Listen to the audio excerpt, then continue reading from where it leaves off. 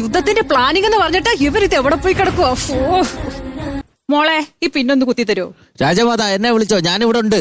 അയ്യോ കട്ടപ്പ, പിന്നീത് കുത്തുവോന്നല്ല, പിന്നൊന്ന് കുത്തുവോന്ന് ചോദിച്ചേ. അവിടെ ഇരുന്നോ, ഞാൻ തന്നെ കുത്തിക്കോളൂ. ഇപ്പൊ കുത്തുകൊണ്ട് ചത്തേ.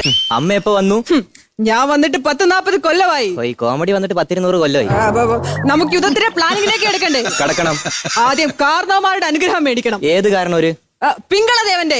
എനിക്ക് ഒന്നാമത് അങ്ങേരെ കണ്ണെടുത്താ കണ്ടൂടാ. ഇപ്പൊ കൂടെ വരുന്ന വഴിക്ക് ഞാനും അങ്ങേരും തമ്മിൽ ചെറുതായി ഒന്ന് ഉരസിയുള്ളൂ. പിന്നെ ആ ഒരു കൈ തളർന്നിരിക്കുന്നവനെ ഞാൻ എന്താ ഒന്നും ചെയ്യാത്തെന്നറിയോ? എന്താ? കണ്ട ഒരു കൈ മാത്രമേ തളർന്നിട്ടുള്ളൂ. അല്ല ബാഹു, നീ കാലകേനെ പറ്റി പറ.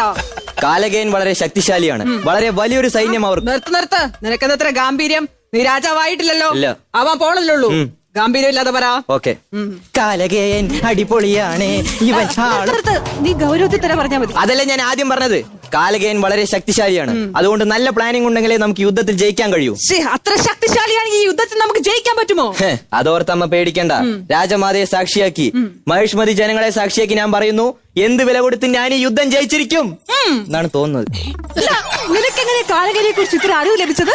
അത് ഞാനൊരു ചാരനെ പൊക്കാൻ നൈസിൽ അവരുടെ കൊള്ള സംഘയത്തിൽ കയറിപ്പറ്റി അങ്ങനെ കണ്ടെത്തിയതാ. ശരിക്കും? സംശയമുണ്ട്, അതോ നോക്കിയ തെളിവുണ്ട്.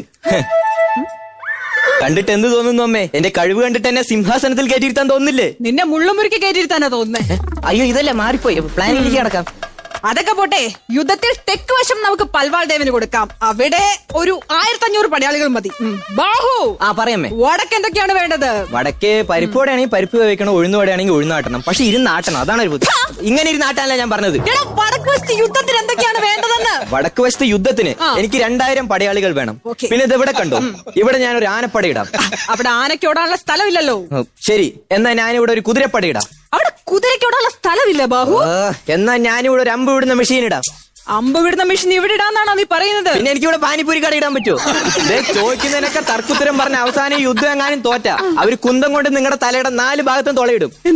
എന്നിട്ട് അതാ നടുവിൽ റെഡ് കോയിൻ ഉണ്ടല്ലോ, അവര് ക്യാരം ബോർഡ് കളിക്കുമായിരിക്കും. ബാഹു, നീ അമ്മയെ അപമാനിക്കാൻ തുടങ്ങിയല്ലേ? ആരോരുമില്ലാത്ത നിന്റെ അമ്മ ഈ കയ്യിലേക്കാ പെറ്റിങ്ങോട്ട് ഇട്ട് തന്നത്. ഞാൻ ഇത്ര ഇമോഷൻ ഇട്ടിട്ട് നീ എന്താണ് റിയാക്ഷനിലാണ് നിൽക്കുന്നത്? അല്ല, എനിക്ക് മനസ്സിലായില്ല. കയ്യിലെന്തിനാ പെറ്റി കൊടുത്തിട്ട് വരുന്നത്? ഇവരൊക്കെ ഉണ്ടാക്കിയ നേരം എന്താണ് ഒന്നുമില്ല. യുദ്ധത്തിന്റെ പ്ലാൻ ഉണ്ടാക്കാന്ന് പറയായിരുന്നു. പ്ലാൻ ഞാൻ ഓൾറെഡി ഉണ്ടാക്കിയിട്ടുണ്ട്. ദാ കണ്ടില്ലേ, ഈ പട തെക്ക് നിന്നും വരുന്നു പൽവാൾ ദേവന്റെ. ശരി. ഇത് വടക്ക് നിന്നും വരുന്നു എന്റെ. ഓക്കെ. അല്ല, മെതേ പട എവിടെ നിന്ന് വരുന്നു?